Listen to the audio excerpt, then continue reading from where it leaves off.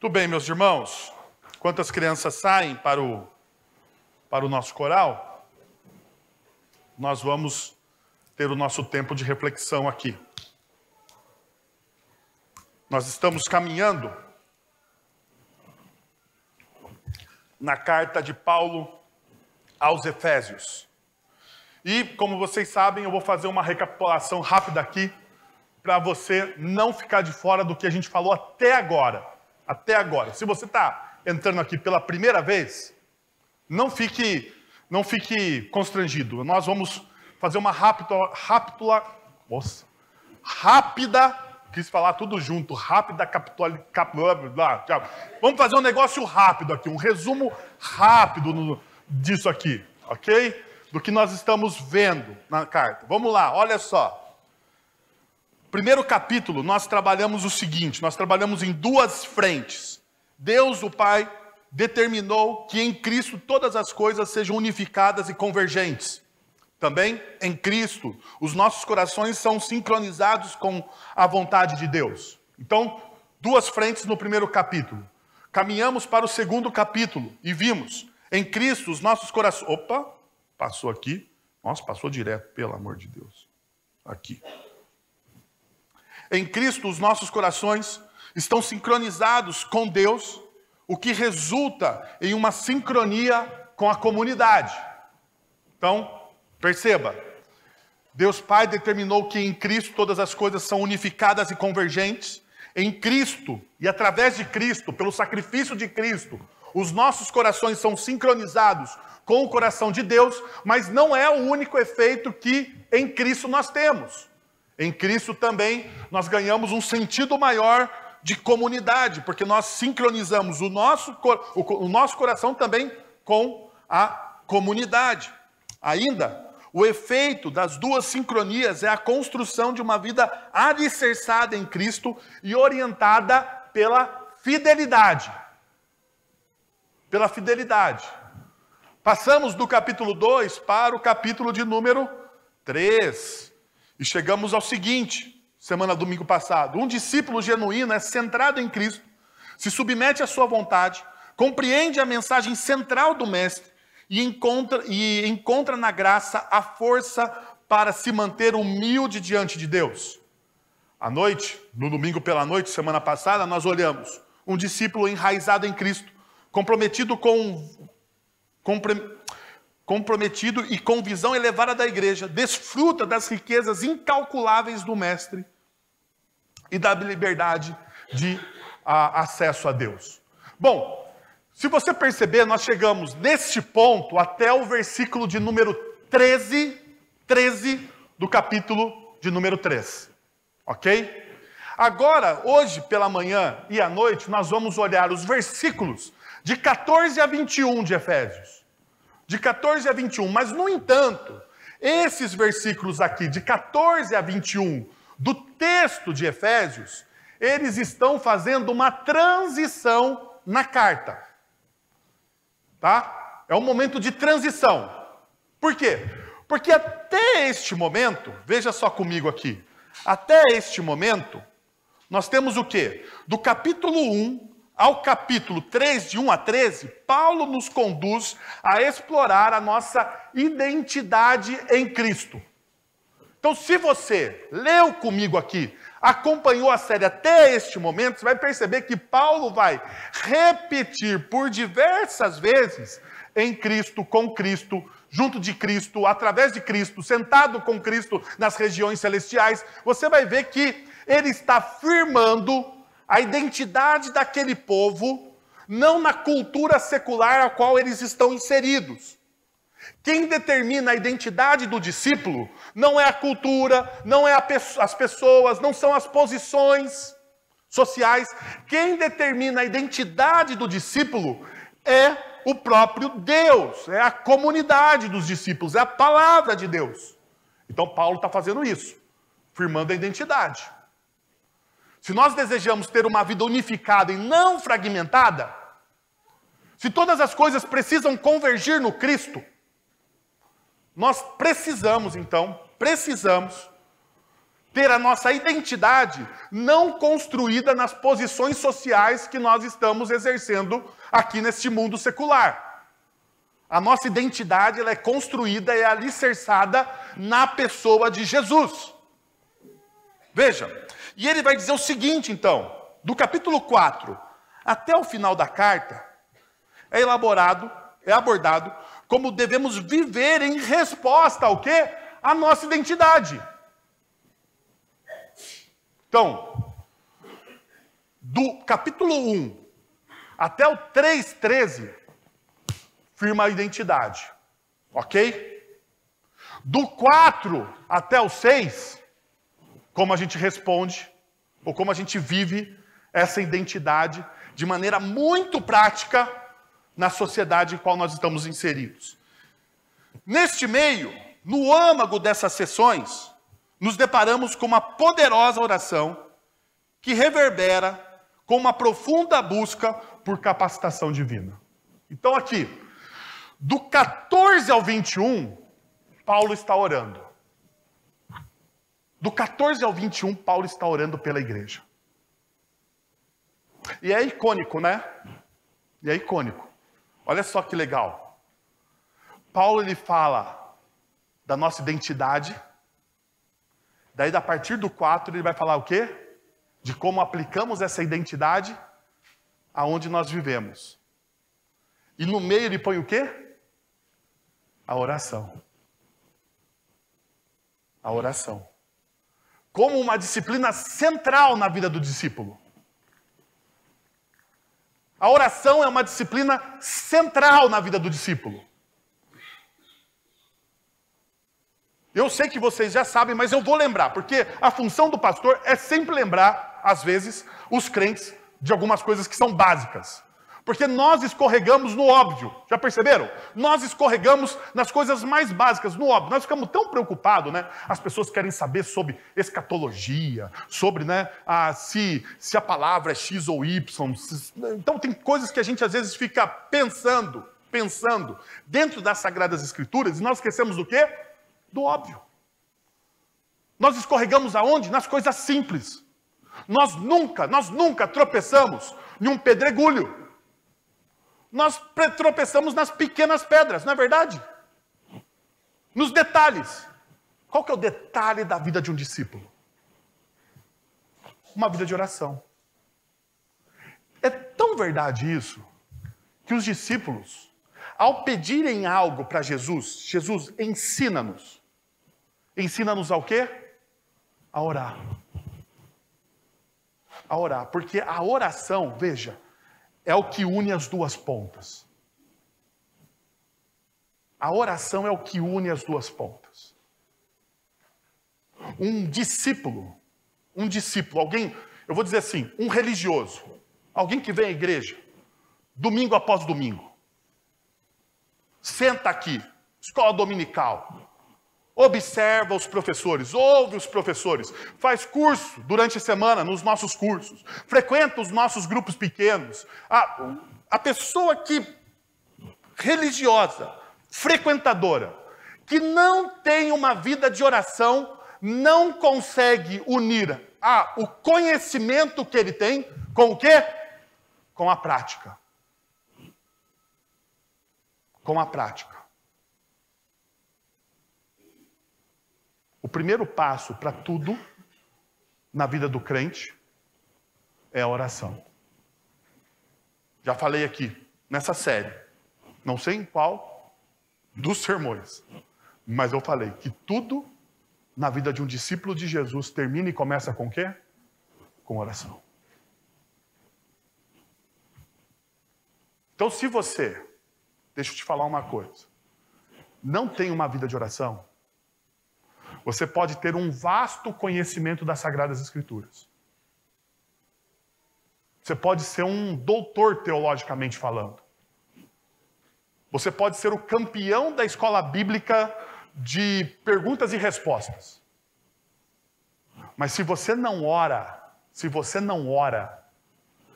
você não pratica aquilo que você aprendeu.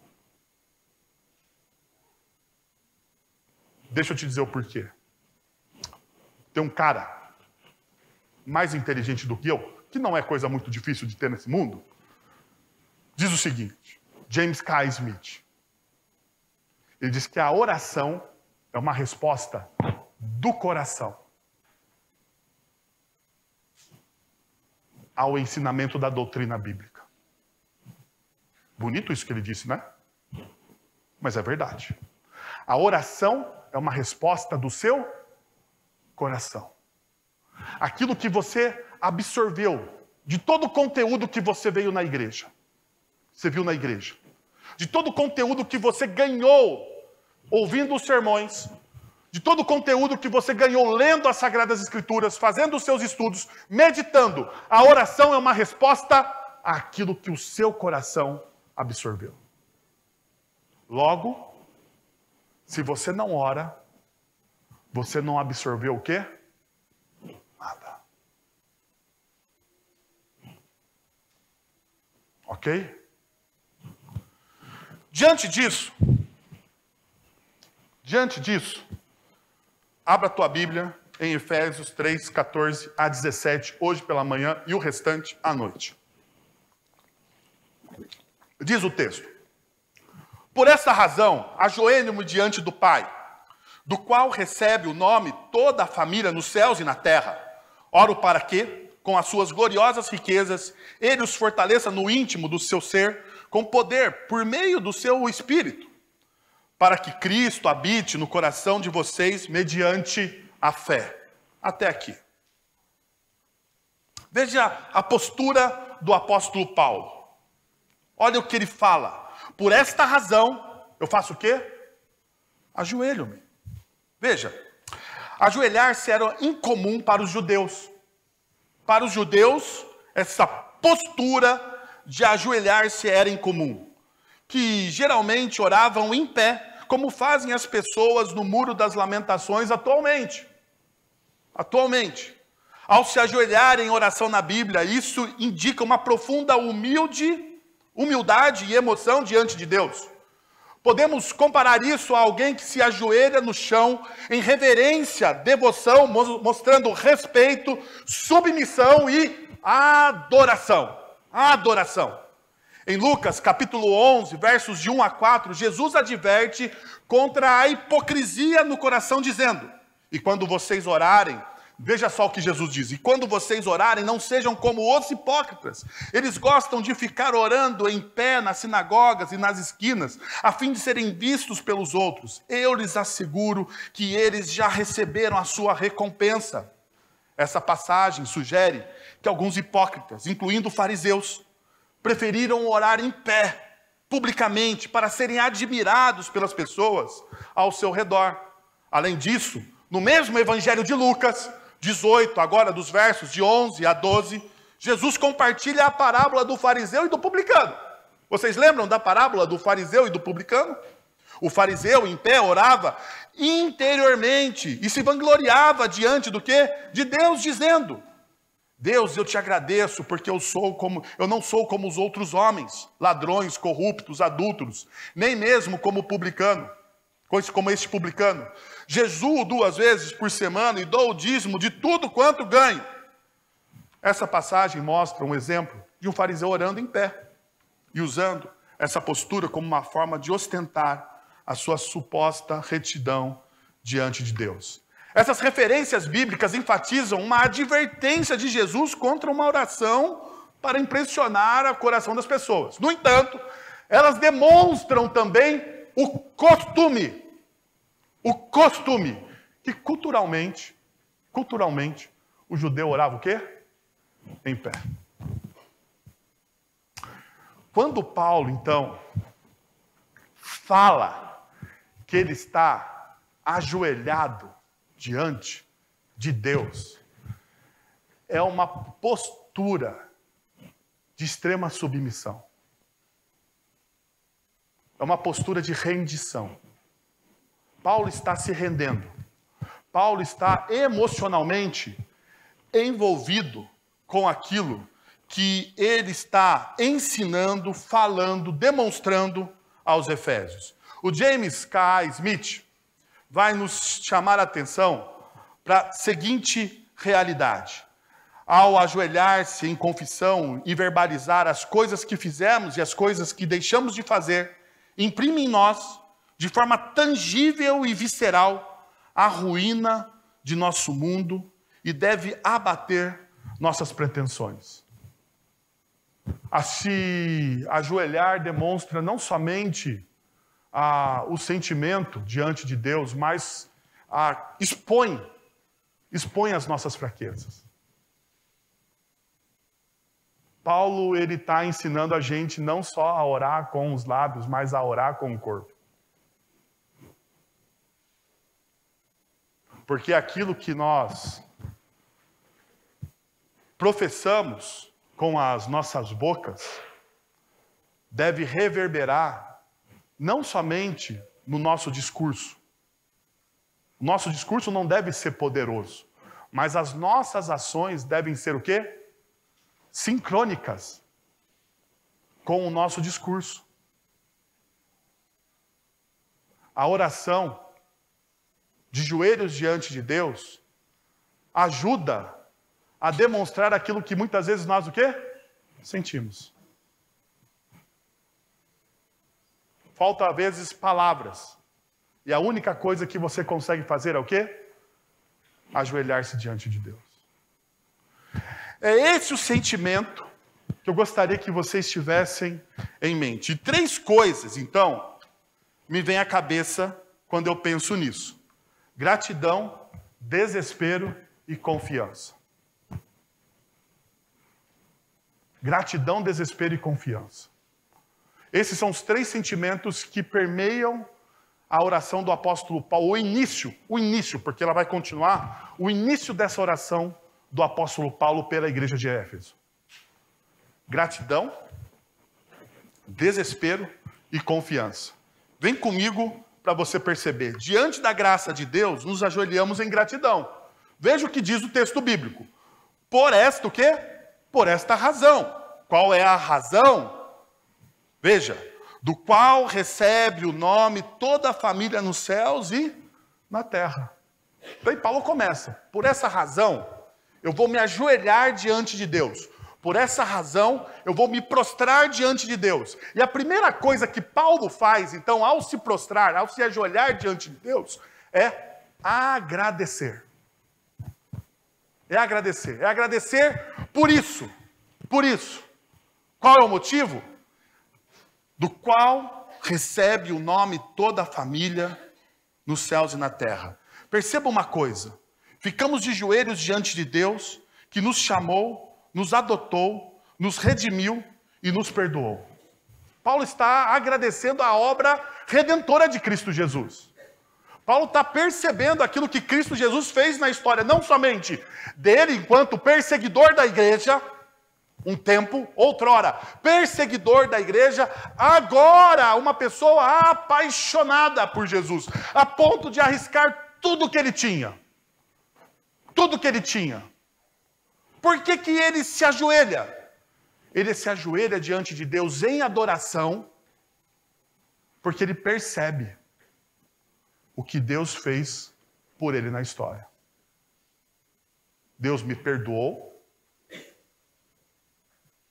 Deus me chamou, Deus me resgatou, Deus está me conduzindo na história.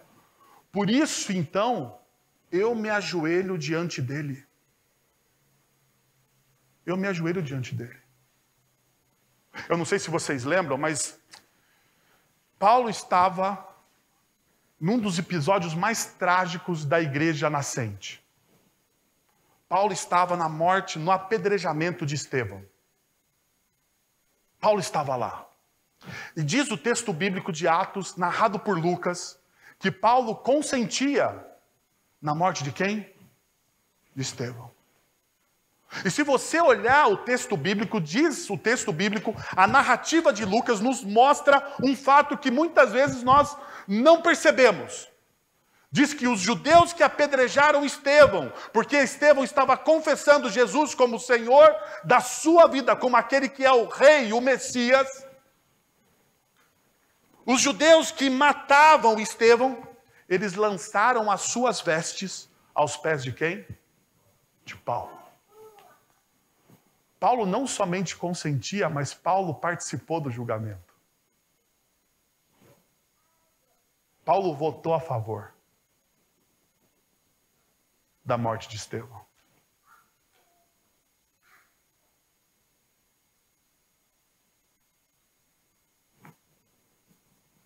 Eu não sei, mas deve ser algo terrível.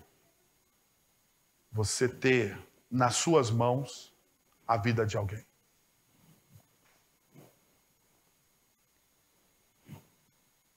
E Paulo sabia que Estevão foi morto de forma injusta.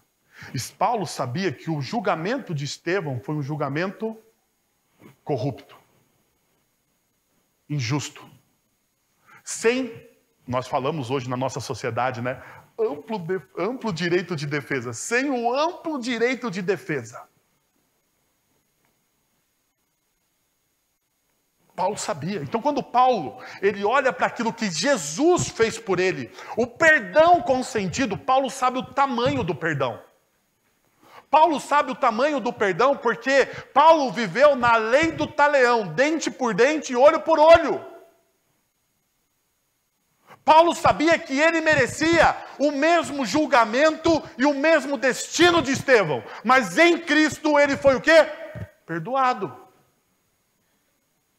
Agora veja, a gente fala tanto de perdão nas Sagradas Escrituras, que a gente perde a profundidade disso, sabia? É como a inflação. A gente inflaciona algumas palavras no meio cristão. Eu tenho uma grande dificuldade com isso, porque, por exemplo, nós inflacionamos a palavra amor. Ela perde o seu valor. Da mesma forma, nós inflacionamos a palavra perdão. O perdão se torna corriqueiro. O perdão, sabe? Ao mesmo tempo que eu falo assim, nossa, nós precisamos em todo culto ter um momento de contrição. É um momento que eu tenho prazer e raiva. Você tem algumas vezes prazer e raiva ao mesmo tempo? Você já passou por isso? Prazer e raiva ao mesmo tempo? Alguma coisa assim que você fala, nossa, que coisa... E ao mesmo tempo te dá raiva? Então deixa eu te falar o porquê. Porque eu acho que o momento de contrição dentro de uma liturgia, ele é importantíssimo. Porque é ali que eu confesso os meus pecados, e é ali que eu sou perdoado por Deus. Eu deveria ter o quê? Prazer em Deus. Porque é naquele momento que eu me coloco diante de Deus e falo, Senhor, eu falhei aqui, ali e acolá. É nesse momento que parece que Deus, de maneira graciosa, tira o jugo pesado da minha vida. Através da pessoa de Cristo. Isso me dá prazer. Mas ao mesmo tempo me dá raiva. Porque muitas vezes eu sinto que eu não valorizo isso de maneira tão profunda. Porque os meus pecados ferem o coração de Deus. Os meus pecados e a recorrência dos meus pecados demonstram a minha falta de compromisso com Deus.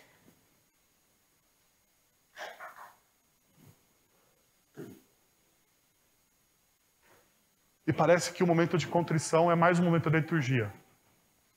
Sabe?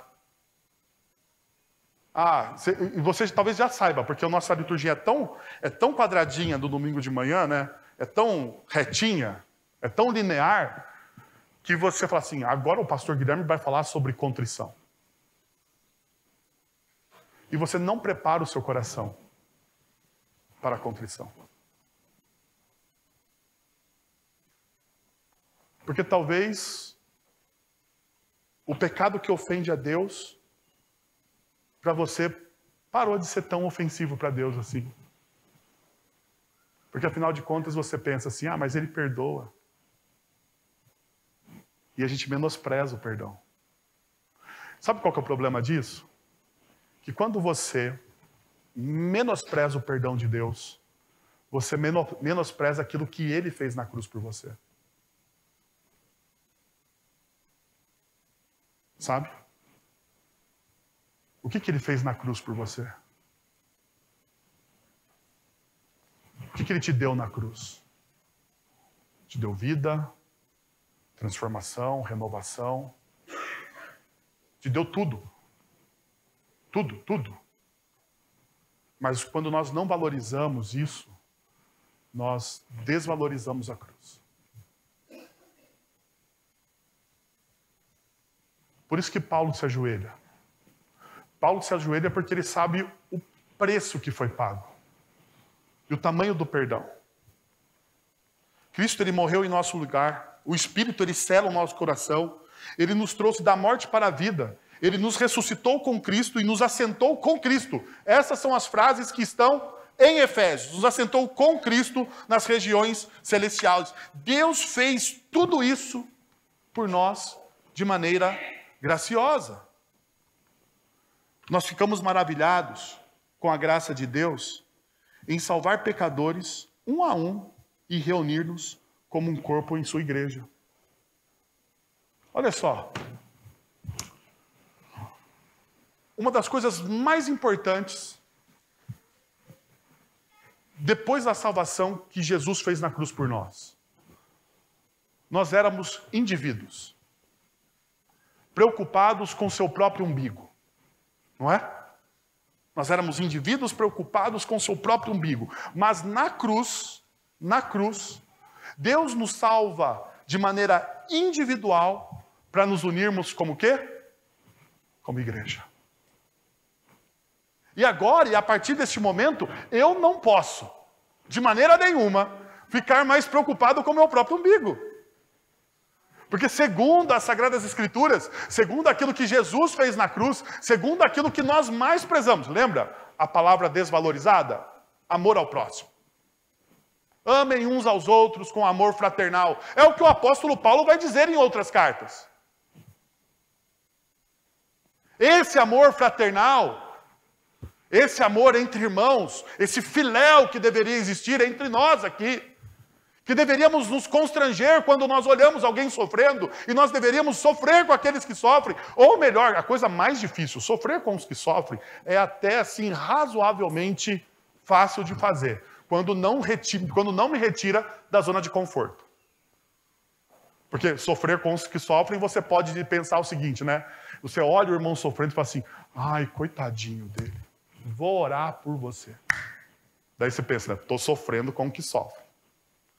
A coisa mais difícil de se fazer dentro de uma comunidade cristã é se alegrar com os que se alegram. Não é verdade? É você ver o seu irmãozinho ali bem-sucedido, feliz, realizado, né? As coisas na vida dele voando. Você numa tamanha pindaíba. Você não fazer comparação nenhuma e você glorificar a Deus, não por você, mas você glorificar a Deus pela vida do seu irmão. Louvado seja o Senhor pela vida deste meu irmão que está voando a vida dele.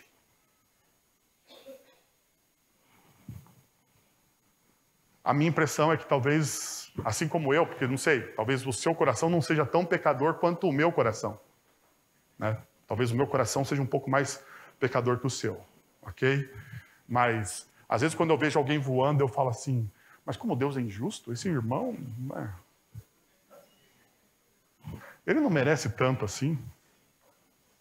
Eu pareço um fariseu, sabe aquele fariseu que eu acabei de ler, Lucas capítulo 18? Senhor, eu não mato, não roubo, né?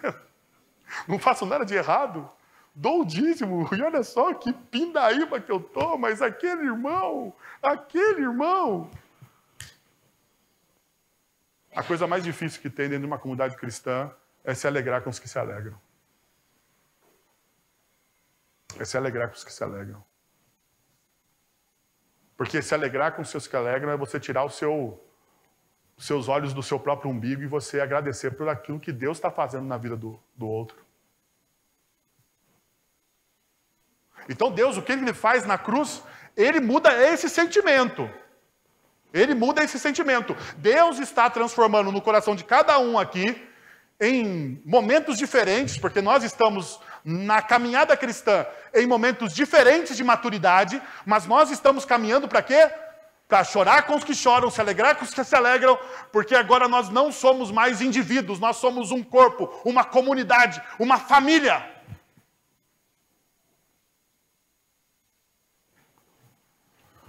Paulo se ajoelha diante de Deus dizendo isso para eles. Tanto que no capítulo de número 4, Paulo vai começar a falar sobre o quê? Sobre os dons. Ok? E os dons só fazem sentido quando nós vivemos em comunidade. Os dons é para a edificação da comunidade, da igreja. Não é para o indivíduo só. Então Paulo está alicerçando essa realidade. Ele se ajoelha diante de Deus e percebe a grandeza da obra de Deus. Deus, ele destrói o nosso individualismo. Quebra o nosso egoísmo. E ele vai mudar isso no coração de você em nome de Jesus com o tempo. Mas vai mudar. Fique tranquilo. Uma outra realidade, quando eu olho para esse versículo, esse início de versículo, nós vemos isso aqui. Sabemos que Deus tomou a iniciativa de chamar os pecadores para si, a fim de formar um povo. Ele os vestiu com as vestes de Cristo e declarou que não existe cidadãos de segunda classe no seu reino. Não há distinção mais. Porque se você pegar a cultura de Roma, havia cidadãos de segunda classe, e os judeus eram. Os judeus eram. Assim como para os judeus, o cidadão de segunda classe era quem? Os samaritanos, os gentios. Toda cultura tem cidadãos de segunda classe. Toda cultura faz uma distinção entre os meus e os seus. Mas agora no reino de Deus não existe mais isso. Porque em Cristo Deus está chamando uma diversidade de pessoas, com diferentes culturas, de diferentes lugares, com diferentes opiniões, para formar um povo para si.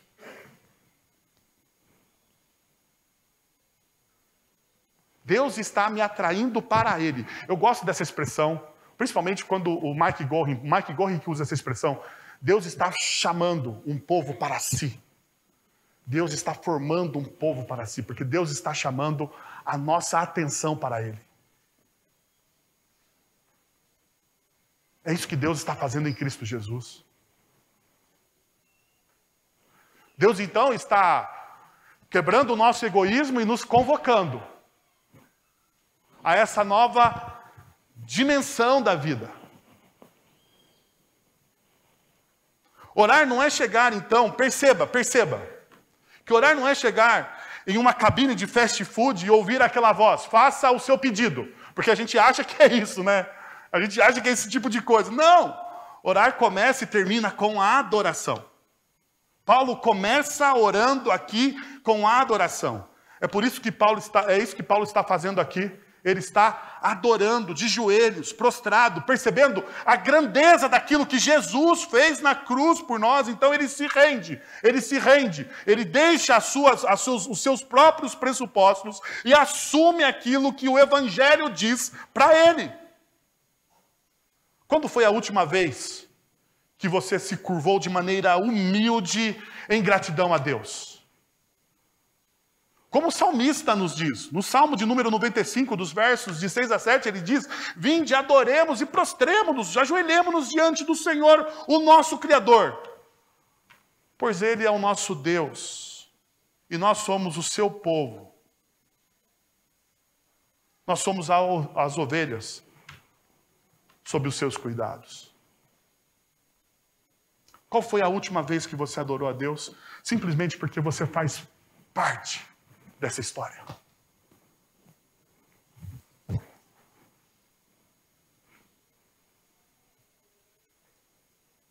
Então perceba uma coisa.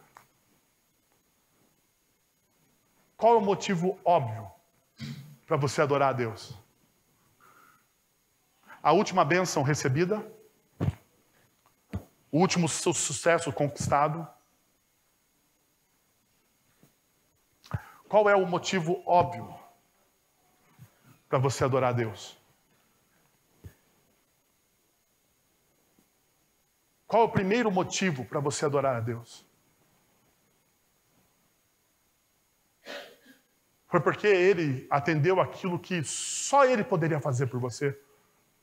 Você estava orando, desenganado, e Ele atendeu, e daí você adora a Deus por causa disso? Esse não é o motivo primeiro. O motivo primeiro é por aquilo que Ele já fez na cruz por você. O motivo primeiro é porque Ele te perdoou, te amou, resgatou você. O motivo primeiro é porque Ele tirou você da sua vida egoísta, que você olhava para o seu próprio umbigo e te colocou dentro de uma comunidade. O motivo primeiro que, ao colocar você dentro dessa comunidade, atraindo Ele, atraindo você para Ele, chamando você para Ele,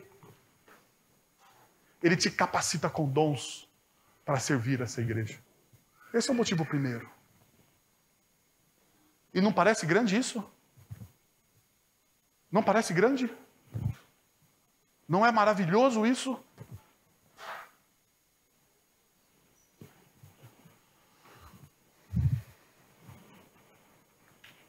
Uma segunda coisa que o texto me mostra é que diante da nossa impotência, nos ajoelhamos em desesperada dependência. Veja só. Oro para que, com as suas gloriosas riquezas, Ele os fortaleça no íntimo de seu ser com poder por meio do Espírito Santo. Ao analisarmos esse texto, percebemos que Paulo não é apenas um teólogo frio, ocupado em escrever argumentos sofisticados para os filósofos considerarem. Ele é um líder profundamente apaixonado e comprometido com a sua comunidade. Podemos testemunhar isso quando o vemos derramando lágrimas ao se despedir aos anciões de Efésios, conforme relatado em Atos capítulo 20, versos 19, 31 e 37. Nesse mesmo contexto, o vemos também se ajoelhando em oração, como mencionado em Atos capítulo 20, verso 36. Paulo nos oferece um excelente exemplo a seguir. Mas por que Paulo demonstra tanta paixão e desespero em Efésios capítulo 3, verso de número 14? Eu acredito que seja porque ele reconhece que os efésios necessitam de algo que só pode ser dado e obtido por Deus. E obtido em Deus. Poder. Paulo fala disso. Ele os fortaleça no íntimo do seu ser com o quê? Poder. Com dínamos. Com dínamos, poder. Observe como Paulo ora para que Deus conceda, dê, dispense. E não é um poder que existe na pessoa. Isso aqui não é uma pregação coach. Descubra o poder que existe em você, porque em você não existe poder algum. Porque em você não existe virtude alguma. É isso que o verdadeiro cristianismo prega. Em você não existe virtude alguma. Em você não existe poder algum. Porque todos nós aqui somos farinha do mesmo saco. Todos nós.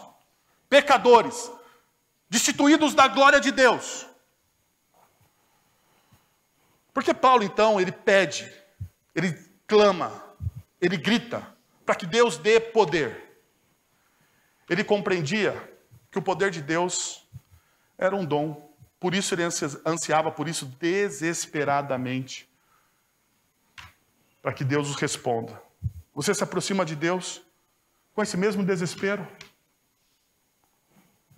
Olhando para Deus e pedindo, Deus, eu não tenho em mim a capacidade de resolver esses problemas. Eu não tenho em mim a capacidade de resolver esses problemas.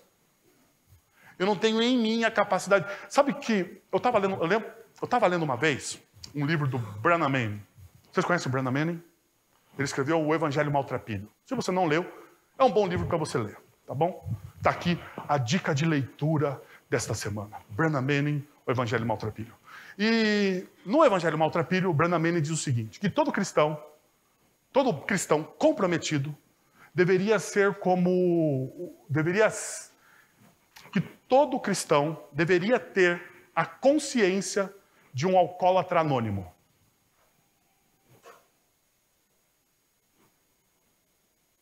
Eu nunca participei da reunião dos alcoólatras anônimos, ok? Nunca participei. Mas o Branham Manning sim, porque ele era alcoólatra. Está no livro dele, ele confessa isso. E ele diz o seguinte: o que o alcoólatra anônimo faz? Reunião. Talvez você tenha visto isso em filmes. Reunião. Ele paga lá, na frente de todo mundo, e diz assim: meu nome é X, e eu estou há 360 dias, não sei quantas horas, minutos, sem o quê? Sem beber. E ele fala: e eu sou o quê? Um alcoólatra. O princípio da cura para os alcoólatras anônimos é confessar quem ele é e a sua incapacidade de lidar com o quê? Com o problema. Agora nós, cristãos, bonitinhos do século XXI, com uma teologia voltada para o seu próprio umbigo, recheado de coach baratíssimo, comprado nas livrarias mais chinfrins do país, diz o quê? Que o poder está onde? Dentro de você, para você lidar com os seus próprios problemas. Existe mais sabedoria no grupo dos alcoólatras anônimos do que em algumas igrejas. Porque eles, pelo menos, reconhecem que não conseguem lidar com os problemas. E é o que Paulo está dizendo aqui. Por que Paulo está desesperado pedindo por poder? Porque ele sabe que nele não tem esse poder. Que algumas coisas, para ele, foge do controle dele, foge mesmo. Foge mesmo. Por mais expert, por mais doutorado, por mais mestrado, por mais que você tenha, algumas coisas vão fugir do seu controle. E você não tem controle sobre essas coisas. Então você precisa de algo externo a você. E o que Paulo faz? Peça poder a quem tem todo o poder. A Deus. Então nós erramos quando nós buscamos dentro de nós mesmos o poder para vivenciar as situações que nós enfrentamos. Então veja, sem Cristo, somos completamente incapazes de fazer qualquer coisa. Está lá em João capítulo 15, verso número 5. Pode ler, pode anotar, deixar arriscado na sua Bíblia aí, que você vai ler depois várias vezes na sua casa. Isso deveria nos humilhar e nos deixar desesperados. Mas também deve nos encher do quê? De encorajamento. Encorajamento para quê? Para a gente continuar orando. Continuar buscando. O tempo todo. O tempo todo. Veja, eu gosto muito de uma frase do Lewis. Que diz o seguinte, somos criaturas medíocres, brincando com bebida, sexo e ambição, quando a alegria infinita nos é oferecida. Como uma criança ignorante, que prefere fazer castelos de lama, na lama, em meio à insalubridade, por não imaginar o que significa o convite de passar um feriado na praia. Nós contentamos com muito pouco. Luiz está falando exatamente, livro. Se você quer o livro O Peso de Glória, tá bom? Vale a pena você ler. Dicas de leitura do Sermão da Manhã. Já dei duas, hein? Anota aí. E olha que eu não tenho livraria com lá, podia fazer que nem aqueles coaches, né? Livraria Wellington. pastorwellington.com.br. Compre na minha livraria, 10% de desconto. Tô brincando, não tem não. Tá? O que Lewis está demonstrando aqui? O que Lewis está mostrando aqui? Uma realidade do nosso coração. Nós nos contentamos com pouco. Nós perdemos a capacidade de perceber que Deus tem muito mais a nos oferecer. Se nós nos ajoelharmos diante dele em adoração e pedirmos de maneira desesperada por poder. Estava estudando com a classe de primeiros passos aqui o início do presbiterianismo. Eu não consigo passar dessa parte, porque cada aula tem várias perguntas. Mas nós conseguimos chegar pela graça de Deus no John Knox. O John Knox, um pastor franzino, orava o seguinte, da seguinte forma: Senhor, dê-me a Escócia ou então a morte. Uau. Dê-me a Escócia ou então a morte. Ele estava querendo, ele tinha pretensão do quê? De evangelizar a Escócia.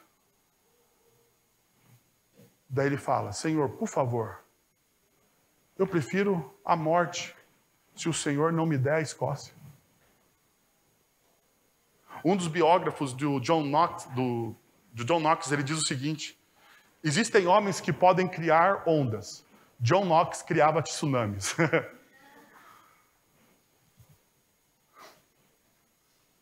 Porque era um homem que não conseguia não perceber. Ele percebia o poder de Deus através deles. Nós nos contentamos com tão pouco, meus irmãos. Com tão pouco. Nós nos contentamos com as migalhas, enquanto existe um banquete para nós. Por último, diante de Cristo, nos ajoelhamos, pois somos aceitos. Cristo habite no coração de vocês mediante a fé. Cristo, veja só, habite. Você se torna a habitação do Messias, do Cristo.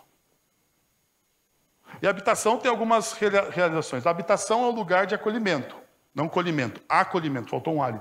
A habitação é um lugar de acolhimento. É ali onde eu sou acolhido.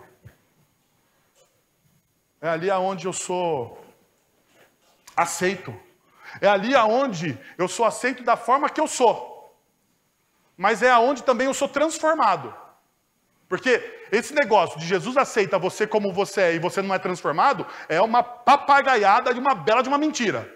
Então deixa eu te dizer a verdade sobre esse lance. Jesus aceita você do jeitinho que você é.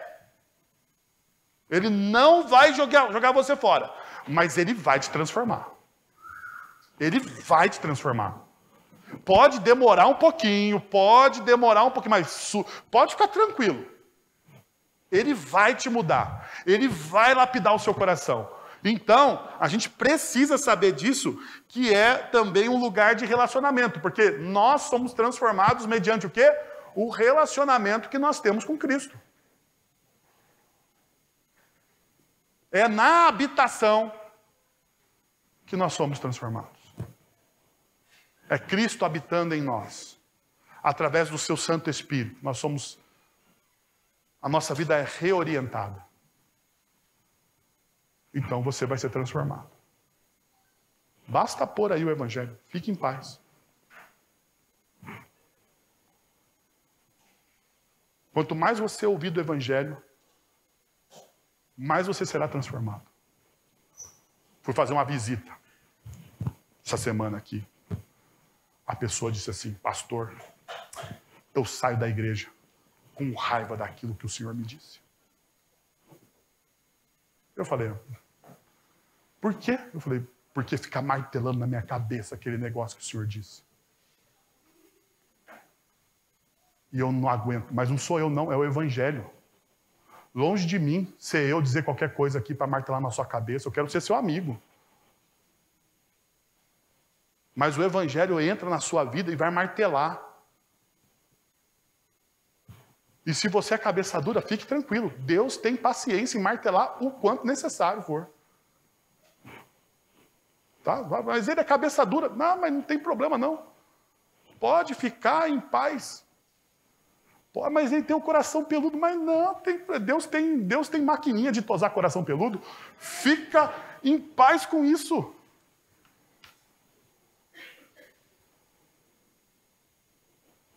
Paulo entendia essas realidades. Paulo entendia, então, que o nosso Pai é um Pai soberano. Paulo chama de Pai glorioso, verso de número 1, capítulo 1, verso de número 17, no livro de Efésios. Ele chama o Pai de todos, capítulo 4, verso de número 6. Aqui Paulo diz que toda a família, no céu e na terra, recebe o nome de quem? O nome de Deus. Ele é a expressão máxima de autoridade dentro dessa família. Nós temos um Pai. Um Pai que não nos rejeita, que nos aceita. Mas um Pai que gosta de educar seus filhos. Não é feito esses pais babões aqui do século XXI. Não. Deus é o Pai que educa os seus filhos por amor. Porque quem ama, educa. Não é assim? Quem ama, educa. Quem ama, corrige. Quem ama, coloca nos trilhos. Quem ama, olha para o filho e diz assim, olha, não concordo com o que você está fazendo, mesmo quando o filho é velho. Ah, mas meu filho é meio velho. Tudo bem. Eu sou filho ainda, tenho pai. Meu pai, quando eu converso com ele, fala assim, ó, esse negócio que você está fazendo aí vai dar ruim, hein? Vai dar ruim. Eu posso ser um cabeça dura e fazer o quê? Fazer. Vou me lascar, porque vai dar ruim. Mas Deus faz isso por mim. Deus, Ele também me corrige. Ele me ama. Ele é o nosso Pai. Ele é o nosso Pai rico e poderoso. Veja o que Paulo vai dizer. Paulo, ele ora para que Deus responda segundo as riquezas da sua glória. Assim aqui, também como também em Filipenses capítulo 4, verso de número 19. Os recursos de Deus, os recursos que Deus tem, são infinitos. E Deus tem prazer em dar os recursos dele para o seu povo. Está aqui uma coisa que você se contenta. Lembra que o C.S. Lewis disse que nós nos contentamos com pouco? Nós nos contentamos com pouco. Nós temos um Pai rico em misericórdia. Nós temos a riqueza do reino nas nossas mãos. Mas nós nos contentamos com o quê? Com pouco.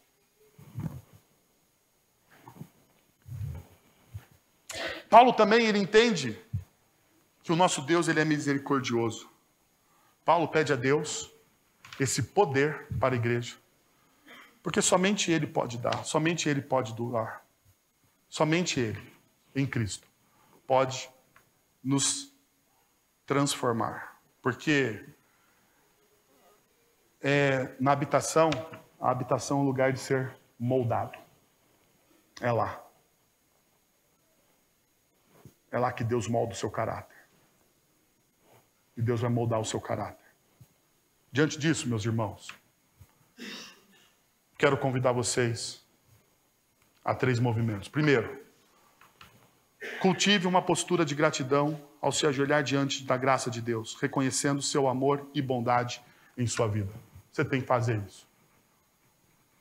Tudo na vida de um discípulo de Jesus começa e termina com oração. E toda oração de um discípulo de Jesus começa com o quê? Com gratidão. É assim. Então você precisa entender essa realidade. Agradecer a Deus por tudo aquilo que Ele fez por você. Segundo, abrace uma atitude de dependência desesperada ao se ajoelhar diante da impotência, buscando o auxílio e a intervenção de Deus em todas as circunstâncias. Dependa de Deus.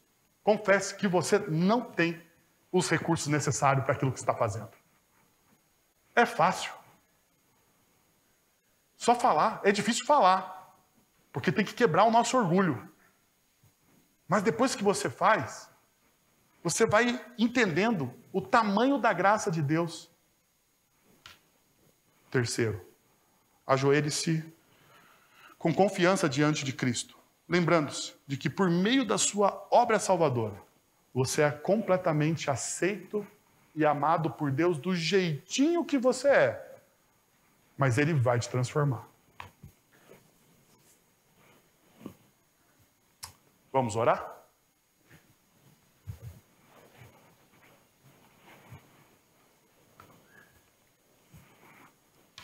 Pai, nós queremos te agradecer pelo teu amor em Cristo Jesus.